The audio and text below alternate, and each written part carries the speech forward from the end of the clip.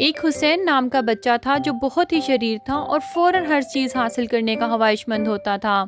ایک دن اس کے دادا نے اس سے کہا کہ حسین بیٹا، اگر تم کچھ دن تک صبر کرو گے تو تمہیں ایک خاص تحفہ ملے گا۔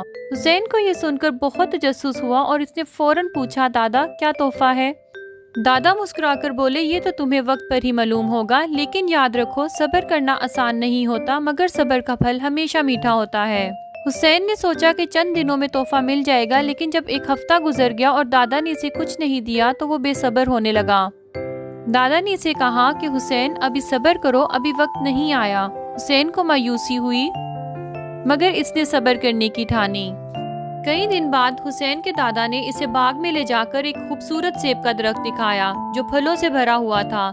دادا نے کہا، یہ ہے تمہارا تحفہ۔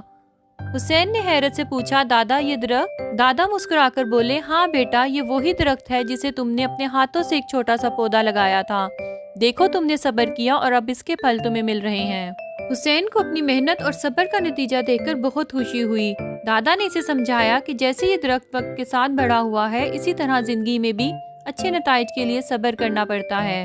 اس کہانی سے بچوں کو سیکھنے کو ملتا ہے کہ صبر کا پھل واقعی میٹھا ہوتا ہے، اور جب ہم کسی چیز کا انتظار صبر سے کرتے ہیں تو ہمیں انعام ضرور ملتا ہے۔